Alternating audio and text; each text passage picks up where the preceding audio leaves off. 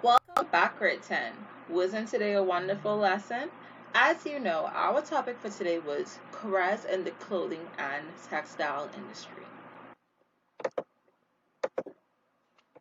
Our objectives were to define the term career in one sentence, to identify three main groups of careers in the clothing and textile industry, also to differentiate the qualifications, responsibilities, and prerequisite skills that are required for entry into specific jobs in the textile industry.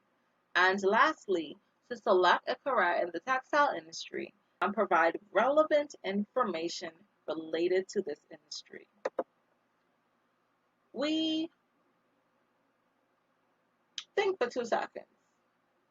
What is a career? As you should know, a career is a succession of related jobs that a person has over a span of time, which results in personal growth and personal satisfaction.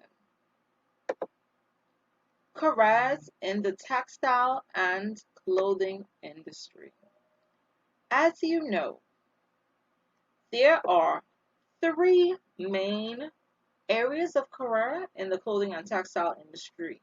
One, the textile industry. This includes This involves yarns, dyes, finishes, and methods of fabric production.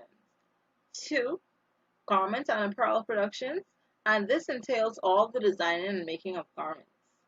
Thirdly, we have fashion merchandising, and this entails promoting and selling the fashion.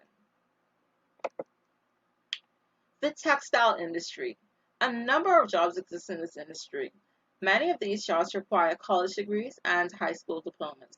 Training can be obtained from schools and colleges with programs such as computer science, chemistry, engineering, and other specialized skills. Textile designers. These are the person who produce the fabrics, the colors, the patterns, the prints, the weaves. Just joking. They must have technical background as well as creative skills.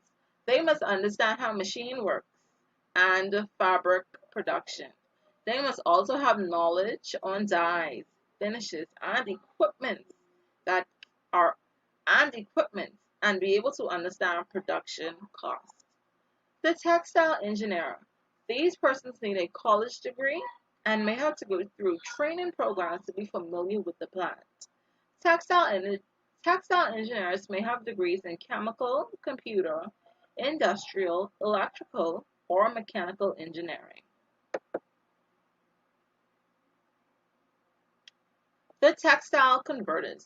These persons decide what fibers to use, what and weight, if the fabric is to weave or knit, and what quantity to produce. They select dye colors, weave finishes, and they will help the fabric to perform as expected.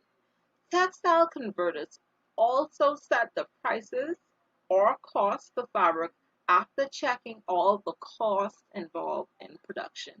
So a good example, if you go inside the fabric store and you pick up a piece of lace, we all know that lace is pretty expensive. If you want a really nice lace, you're going to spend a lot of money on it. So when you go into the fabric store, you could take that into consideration that the production in making this lace was costly, which resulted in the price that you have to pay now.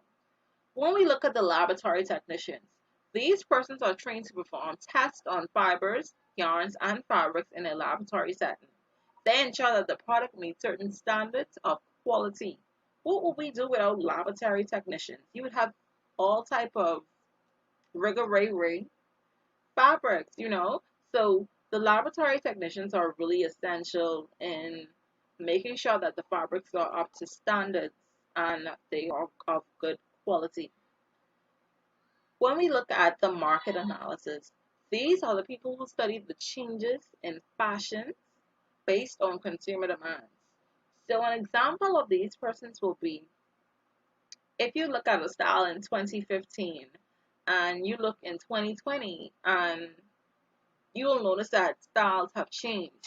An example will be the baggy pants. One time ago, guys wore the big baggy pants. Nowadays, in 2020, they wear more fitted, slim jeans. So that is an example of what the market analysis does. They study the fashion changes and the consumer demands. Thank you very much for your attention. Hope the information was useful.